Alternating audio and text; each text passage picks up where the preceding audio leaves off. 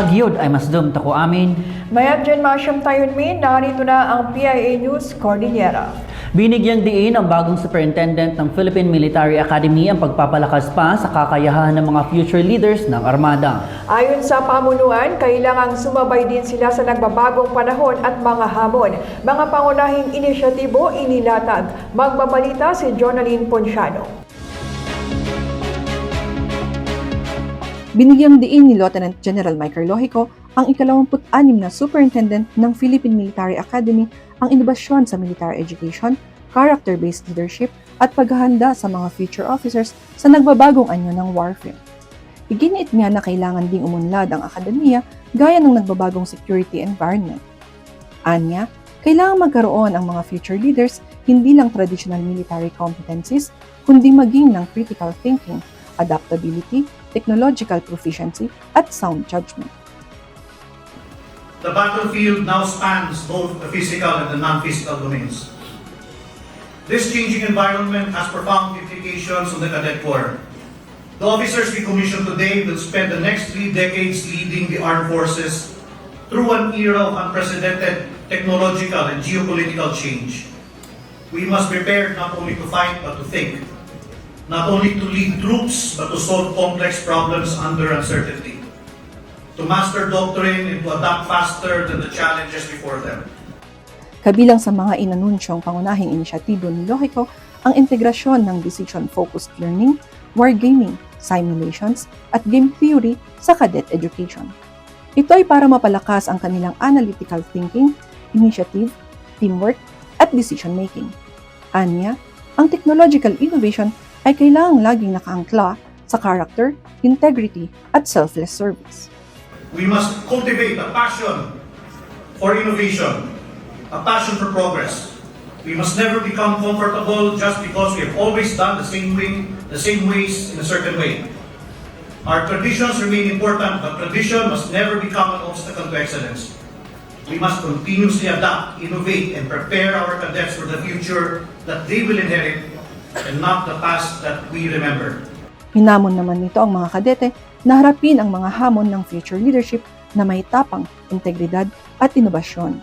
Pinalitan ni Lohico si Vice Admiral Cesar Bernard Valencia na nagretiro na sa military service matapos ang mahigit 4 na dekadang serbisyo.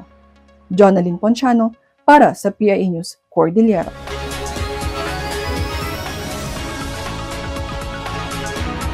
Hinihikayat ang mga magulang na ipabakuna ang kanilang mga anak sa Measles Rubella Supplementary Immunization Activity o MRCA na isasagawa mula August 10 hanggang 28. Ayon sa Department of Health Cordillera, ang mga batang 6 to 59 months old ay maaaring tumanggap ng libre, ligtas at epektibong measles rubella vaccines. Pwede rin silang tumanggap ng vitamin A supplementation sa pinakamalapit na health center. Sa Cordillera, target ng DOH-CAR na mabakunahan ang mahigit 19,000 na 6 to 12 months old, mahigit 30,000 na 13 to 23 months old at mahigit 101,000 na 24 to 59 months old. Hinihikayat ang pagpapabakuna ng lahat ng eligible na bata na 6 to 59 months old kahit ano ang kanilang MR vaccination status sa nakaraan, maliban na lamang kung may medical contraindication.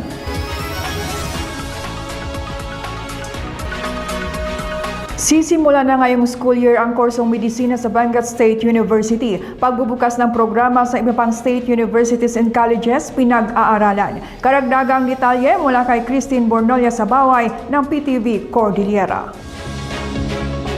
Magsisimula na ang klase ng bagong programa na Doctor of Medicine sa Benguet State University para sa unang semestre ngayong school year 2026-2027.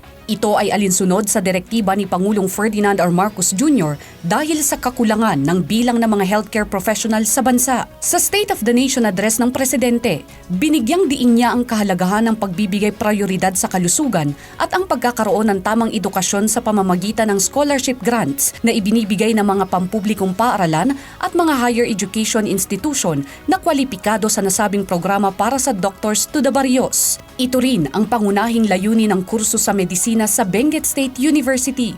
Kasabay nito, ang hanay ng mga dalubhasa sa larangan ng medisina at kalusugan ay dumadami na rin. Mula noon na magsimula tayo, mahigit dumoble ang kumukuha ng medical scholarship kapalit ng obligasyon na maglilingkod sa mga pampublikang ospital sila balang araw. Sa kanilang pinamamalas na serbisyo publiko, ang ating mga doctors to the barrios ay nagsisilbing huwaran sa ating mga susunod na henerasyon ng mga Pinoy na doktor. Upang matulungan ang mga estudyanteng nais mag-aral, naglaan ang probinsya ng Benguet ng slots para sa mga mabibigyan ng scholarship grants. Isa, ang Benguet State University sa 5 universidad na naaprobahang magbukas ng College of Medicine sa bansa. Ayon sa Benguet State University, makaka-accommodate muna sila ng isang seksyon na binubuo ng 50 estudyante. So right now, they are already screening the applicants because the application already ended. So the application or the screening of the applicant is based on the board-approved guidelines. So it is based on their NMAT score and general weighted average from their base course yung natapos nilang kurso nila before. So that will be the basis for the ranking and screening. Ayon sa BSU, pansamantalang gagamitin muna ang College of Nursing building para sa mga estudyante. Mayroon na ring mga nakahandang mga kagamitan. Initially, when we were starting the program, we were given initial fund to purchase the equipment. So meron ng mga initial equipment including library resources. Ayon naman sa Commission on Higher Education, pinag-uusapan na nila ngayon kung paano rin sila makapagbibigay ng tulong o suporta sa mga mag-e-enroll sa programa. As far as scholarship is not intended for BSU enrollees under the Doctor of Medicine, that has to be discussed pa. What is important is sa CHED, approved na yung program for implementation. Ayon pa sa opisina, pinag-aaralan din nila ngayon kung maaari ring mabuksan ang nasabing programa sa Kalinga State University. Christine Bornola Sabaway, para sa Bayan. Kasalukuyan ang restorasyon ng bahagi ng Batad Rice Terraces sa Banawe, Ifugao na una nang gumuho sa pananalasa ng malakas na bagyo noong nakaraang taon. Tupad program nakatulong para sa implementasyon ng community-based restoration. Si Marcelo Ligawon para sa report. Nagpapatuloy ang community-based restoration ng bahagi ng Batad Rice Terraces na nasira ng bagyong Uwan noong nakaraang taon. Ang restoration works sa pamamagitan ng tupad program ng Department of Labor and Employment.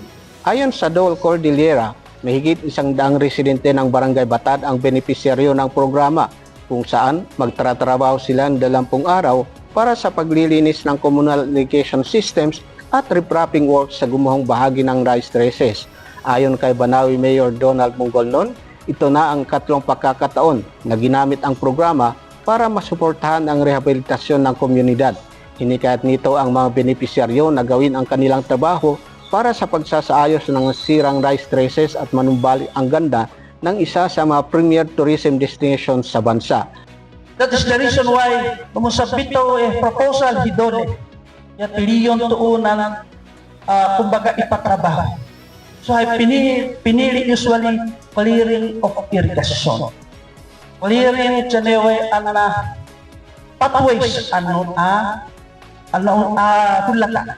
restoration rehabilitation to rice terraces. In behalf of the community of Batad, especially yung mga beneficiaries natin ng tupad, and of course, as I said, the whole community of Batad would like to say thank you very much, ma'am, for bringing this tupad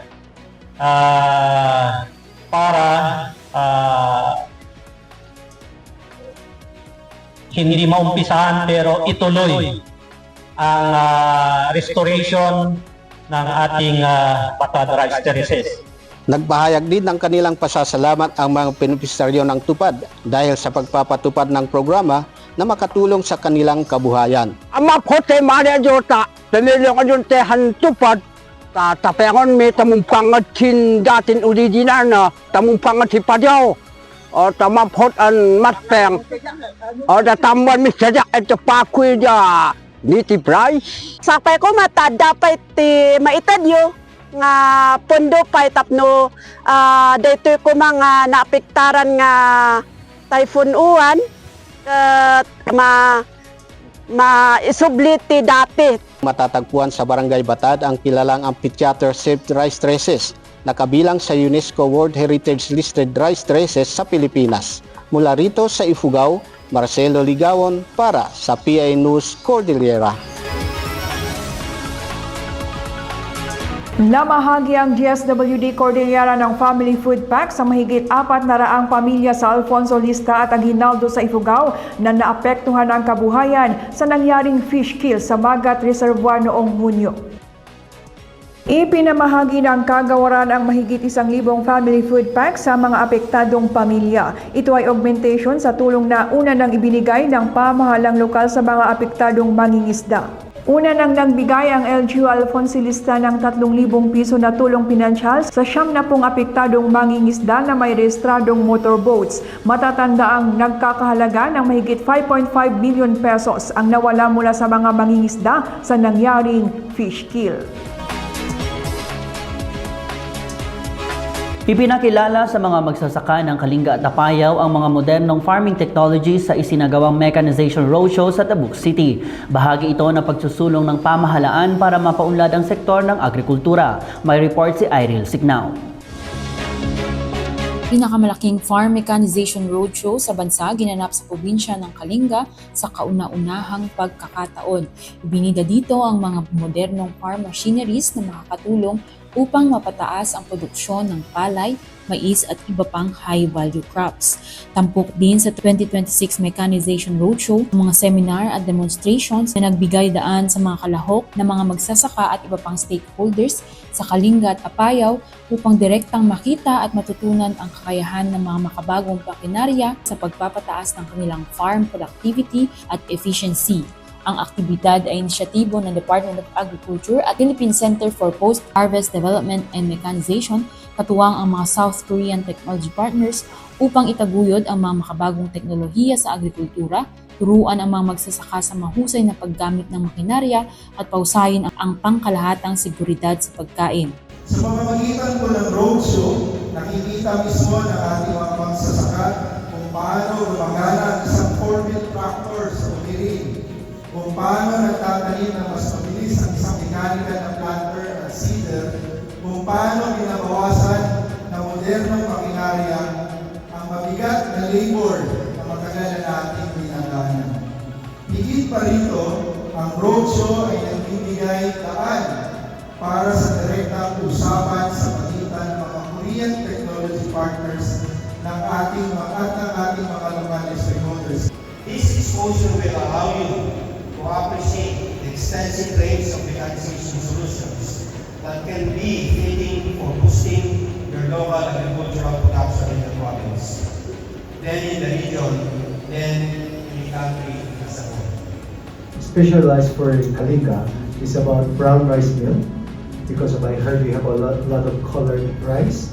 And secondly, we brought also high value crop machines, which is also for the handicraft which we donated today. And third is the corn mill. We heard also we have a corn.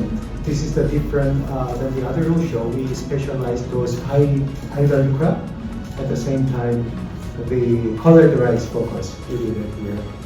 Lumahok sa roadshow ang mga farmers organizations mula sa Kalinga at Apayao na nagsabing napalawak nito ang kanilang kaalaman tungkol sa iba't ibang makinarya at sa kalagahan ng mekanisasyon upang mapagaan ang pagsasaka.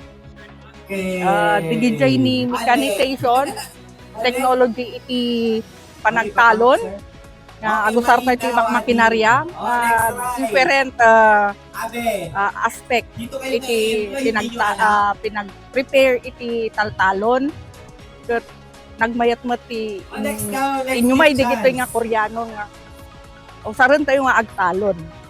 Naghina namin ti pagkilamit pakyaw ni ti raep. Kita ke may salang operator na naman ti pagpabayad mo ke kuman mo aparato lang ka. Jangan ni kisik ka tanto raep naghina. Kita ke males konsumo kan. Nagdati ka sa aparato. Iril Signao mula sa PIA Kalinga para sa PIA News Cordillera. Kabuang 147 benepisyaryo sa Bontoc Mountain Province ang tumanggap ng tulong sa ilalim ng Presidential Assistance Fund for Farmers and Fisherfolk kamakailan.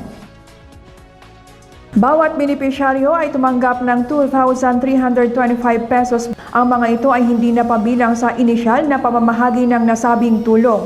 Ayon kay Municipal Agriculturist Catherine Agcon, layunin ng tulong na i-augment ang pangangailangan ng mga magsasaka bilang tugon sa tumataas na presyo ng langis at sa mataas na produksyon ng farming input. Ipinakilala rin sa mga benepisyaryo ang Intervention Monitoring Card, isang government-issued ID para sa mga rehistradong magsasaka para mapabilis ang pagproseso nila sa pagkuha nila sa tulong.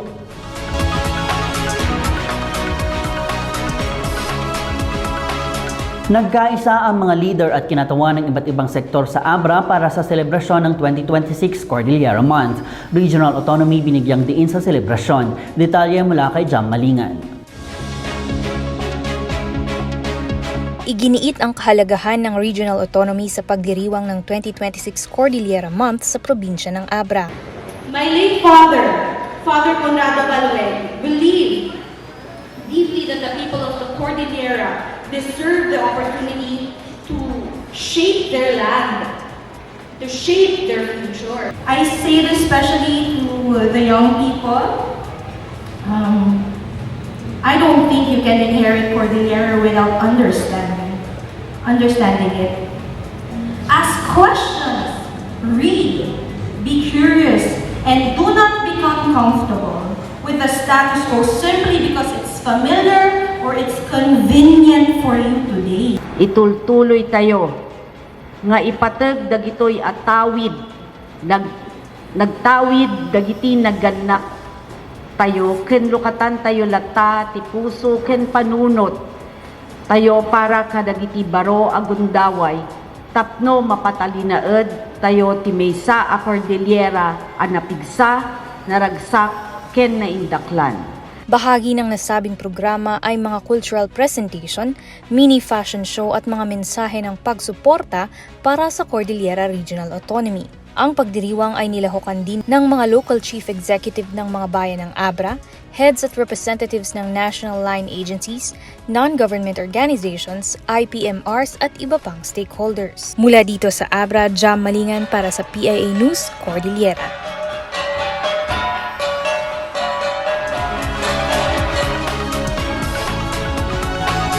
Nasubok ang kahandaan ng iba't ibang sektor na rumesponde sa panahon ng sakuna sa Rescue Olympics na isinagawa sa San Isidro, Abra. Nagbabalik sa report si Jam Malingan. Iba't ibang rescue teams ng 9 na barangay ng San Isidro, Abra ang nagtagisan ng galing sa Disaster Risk Reduction and Management sa pinakaunang Inter-Barangay Rescue Olympics ng bayan. Nagtagisan ng galing ang mga kalahok sa contested events gaya ng logistics preparation, cardiopulmonary resuscitation, bandaging and splinting, victim carry and transport, paggamit ng fire extinguisher at water bucket relay. Maliban sa Rescue Olympics, nagsagawa din ng Cocomet making contest ang LGU para sa mga kabataan. Kailangan ready dapat kasi awang mati-disaster-free nga munisipyo. So we have to recalibrate them to yung equip natin ng mga trainings na kastoy tapno, agbalinda nga i-mobilize da, ma-activate da at the same time ang operational da. Naragsak kami unay ma'am talaga mapasamak ti kastoy so nga pagsiyatan nga naramid tada pagkuan ti barangay. May tulong ti barangay mi malang adu ti adal mi i-shermin to malang ti kabarangay mi. Ang Rescue Olympics ay pinangunahan ng lokal na gobyerno ng San Isidro, katuwang ang Philippine Red Cross, Bureau of Fire Protection, Municipal Police Station at iba pang mga stakeholders. Mula dito sa Abra, Jam Malingan para sa PIA News, Cordillera.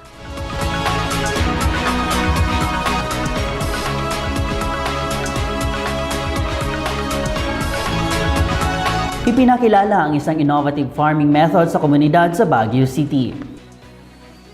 Kamakailan na inilunsad ng Team Verdant Spires ang Verdant Community Greenhouse sa Santo Tomas Elementary School, ang unang community greenhouse na nagtatampok ng aeroponics technology. Binuo ng mga estudyanteng sina Russell Reptor, Brianna Encarnacion at Annie Tengwa ng University of the Cordilleras, ginawang community learning space ang hindi masyadong nagagamit na lote ng nasabing paaralan. Itinataguyod ng learning space na ito ang urban agriculture, environmental stewardship at local food security. Ang Team Verdant Spires ay isa sa 2 napiling inisyatibo sa ilalim ng Safe and Sound Cities Liuliwaya Sursuro 2.0 Baguio Youth Innovation Challenge.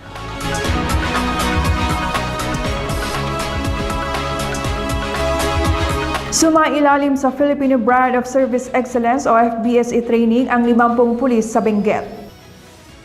Magkatuwang ang Department of Tourism Cordillera at Provincial Tourism Office isinagawa ang pagsasanay para sa mga pulis na mahalaga ang papel sa paghulma ng karanasan ng mga bisita. Ayon sa DOTCAR, ang mga pulis ang madalas nakakausap ng mga turista kung saan ang kanilang profesionalismo, paggalang at dedikasyon ay nag-iiwan ng positibong impresyon. Sa kabuuan, nasa 163 na kasapi ng Benguet PNP ang sumailalim na sa FBSE training.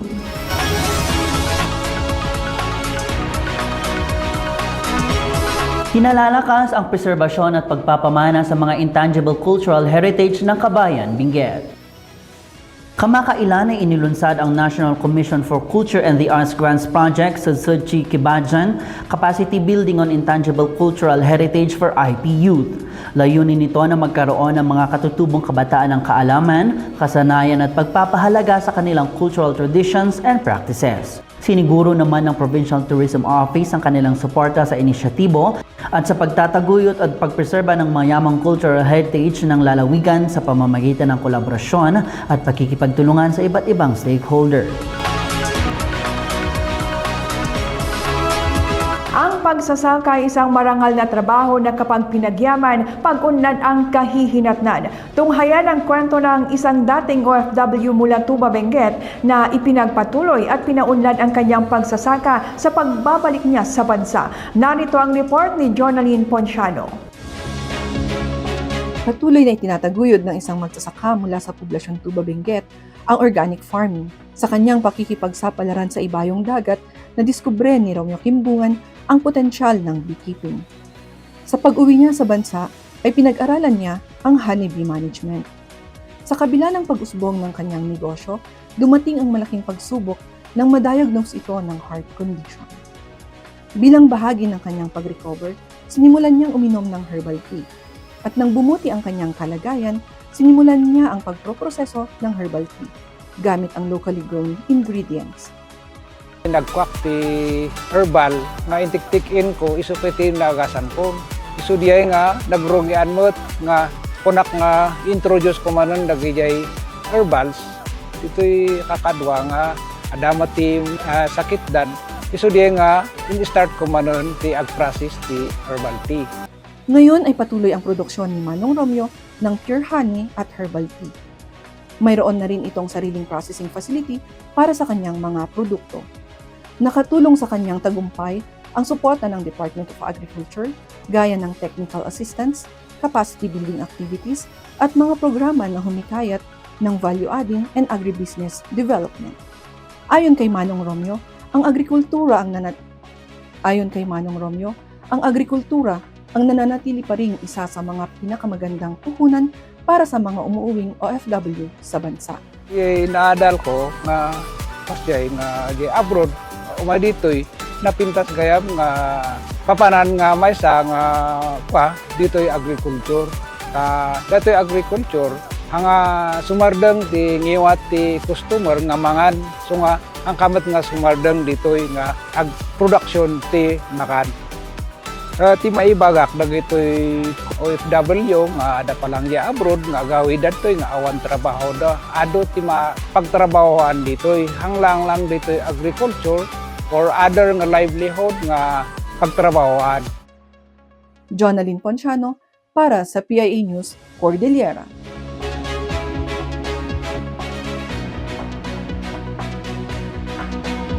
Ang pagsusulat ng libro ay hindi basta-basta. Kailangang maging malikhain at magkaroon ng malawak na imahinasyon. Kilalanin natin si Odchayak Paklay na isa sa mga manunulat mula sa Mountain Province. Bukod sa kilala ang Mountain Province bilang Weaver's Paradise dahil sa mayabong nitong kultura at tradisyon, tahanan din ito ng mga talento. Isa na rito ang manunulat na si Francis Elizabeth Paclay Singlot mula Bontoc. Sa kanyang pen name na Odchayak Paclay ay kanyang ibinabahagi sa mundo ng panitikan at larangan ng literature ang mga aktang kultural at social issues. I research more on culture and things that I'd like to include in the book. So I feature those. This is more relaxing for me because it involves research. And that is what I'd like to include in my books. Kabilang na sa mga isinulat ni Odchayak ang Siblaw Talaw na ibinase niya sa isang tradisyonal na kwento ng Bontoc at Parlig. Ito ay tungkol sa isang lalaki na umibig sa isang babaeng bituin. So it's a story about a fallen star, not really a fallen star. It's a star, one of the 7 sisters who usually go to the lake to take a bath. And there was this young man from the community who hid the wings of the star. The star, I named her Eta. And from one of the stories I've read about this Siblaw Talaw, the young man's name is Parka, so I adopted that name as well. And after hiding the wings, he eventually married the star. Nagsimula si Odchayak bilang manunulat sa mga formal na latalain. Kalaunan ay nadiskubre niya ang malikhaing pagsusulat. Life led me to writing. And I discovered a website where I wrote or co-wrote, at least for a better term that I could use, co-wrote academic papers of international students. Yes, so that's where I fell in love with fiction. Sa kanyang karanasan bilang isang manunulat, ang payo ni Odchayak sa mga nagnanais maging manunulat, dapat magbasa. Dahil sa pagbabasa, nakikita ang mga magkakaibang mundo na maaaring makapagbigay ng inspirasyon sa pagsusulat. The most important thing for writers to do is to read, really, because it's in reading that we not only add to our vocabulary, but we also see different worlds in reading. Of course, it depends on what you want to write. Like, if you like to write fiction or nonfiction, still the primary thing that we need to do is to read. Sa mga nagnanais makabili ng mga akda ni Odchayak, maaari siyang kontakin sa kanyang Facebook account na Odchayak Paclay.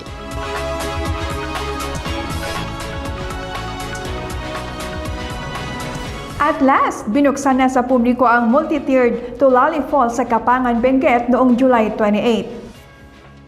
Ang natatanging talon ay matatagpuan sa Tadayan, Barangay Pudong. Alinsunod sa Municipal Ordinance No. 126 Series of 2018, ang environmental fee ay 100 pesos per head. Kailangan ding magbayad ng tour guide fee na 500 pesos sa isang tour guide para sa 3 hanggang 4 na katao.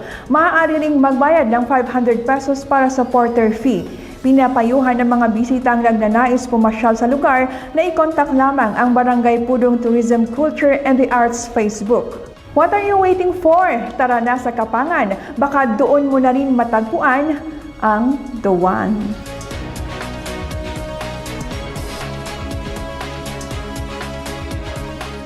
And Clint, hinihikayat din natin ang ating mga kaibigang PIOs, Public Information Officers sa ating mga LGU and government agencies na magbahagi ng kanilang mga balita dito sa ating iNews. At maganda din talaga na magbabahagi sila ng kanilang mga balita para mas ma-inform pa ang ating mga kakailian dito sa mga nangyayari sa ating rehiyon or sa ating lugar. Yes, and kung gusto rin nilang mag-feature sa mga pasyalan, mga kultura, at kung ano man na nais silang i-share sa kanilang mga lugar, pwede po. So, yon, mag-send lamang po, mag-message sa aming Facebook page. So yan lamang ang ilan sa mga balitang ating nakalap ngayong linggo. Para sa iba pang news updates, i-follow kami sa aming Facebook, PIA Cordillera Administrative Region, at sa X-App sa PIA_Cordillera. Mag-subscribe din po sa aming TikTok, Spotify at YouTube channel na PIA Cordillera. Ako po si Debbie Ivasco Gasingan. At ako naman po si Clintis Van Tutanes, Naimbag Amalam.